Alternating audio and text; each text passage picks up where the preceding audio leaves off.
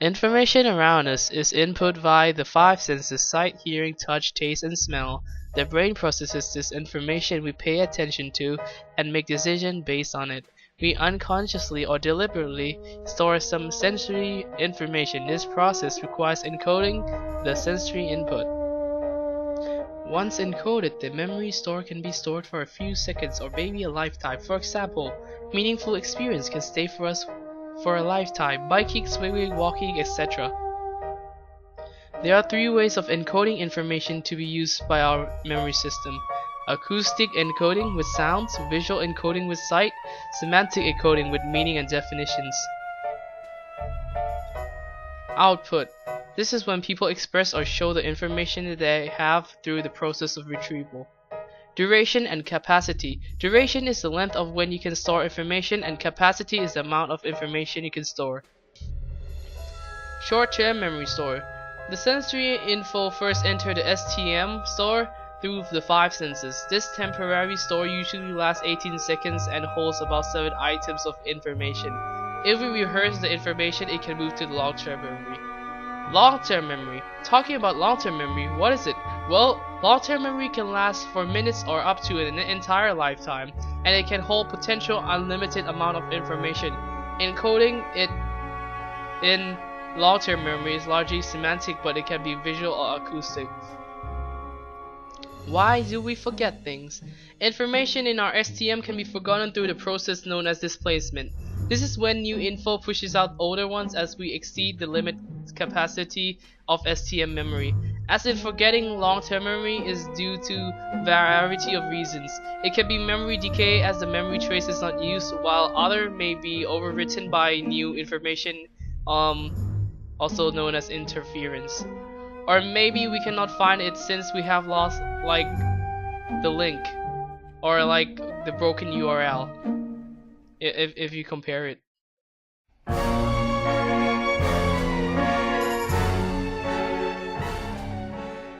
Understanding amnesia. Anterograde amnesia is the inability to store any long-term memory, usually caused by a brain injury. A patient with this has perfectly fine short-term memory, but they are unable to remember any information after a few minutes. Retrograde amnesia is where a patient has suffered a brain injury and cannot remember information before the injury. This type of amnesia affects the ability of the patient to remember long-term memory.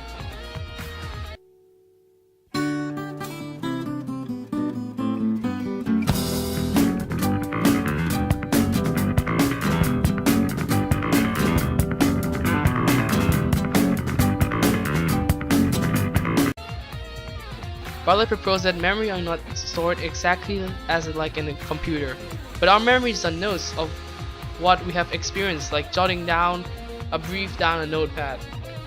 When we are about to recall those things, you just take it up the notepad and then read off it.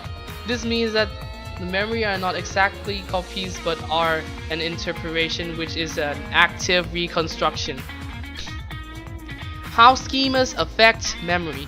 Omission: we leave out unfamiliar, irrelevant, or unpleasant details when remembering something, and our schemas simplified. Transformation: details are changed to make them more familiar and rational. Familiarization: we change unfamiliar details to align our own schema. Rationalization: we add details into our recall to give a reason for something that may not have originally fitted with a schema.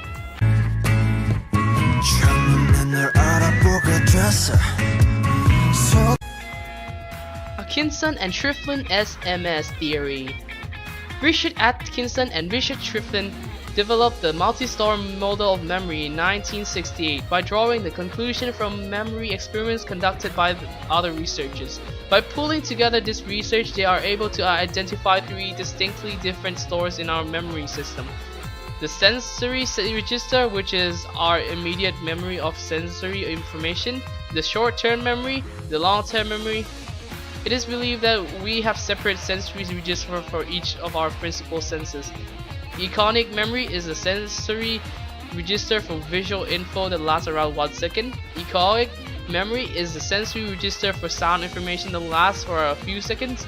The gustatory for taste, the olfactory for smell, and the tactile for touch. Atkin and Shrivelin describe how info that we pay attention to get moved to the STM where it can be stored around 15 to 30 seconds. If we rehearse it, we are able to maintain it in the STM for much longer. They describe STM memory as modality free, which means that it can store different types of info from any of our senses. MSM theory suggests that rehearsal can transfer info in the short-term memory to the long-term memory by repeating things over and over again. Ben Murdoch conducted an experiment that would provide evidence for MSM. He discovered the primacy effect and the recency effect. The primacy effect is when you remember things at the front, and the recency effect is when you remember things at the back.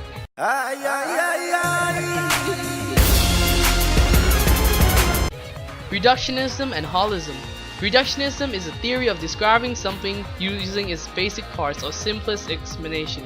Reductionism is based on the belief that behavior process can now be explained by looking at parts that make up the behavior or process to understand how it works. Scientists often reduce complex behavior into basic parts because it means that we can be more certain that this factor causes it. On the other hand, holism is the opposite of reductionism. So it can be explained as the theory of trying to understand the whole behavior rather than its parts. To be holistic is to understand the whole person and all of his factors.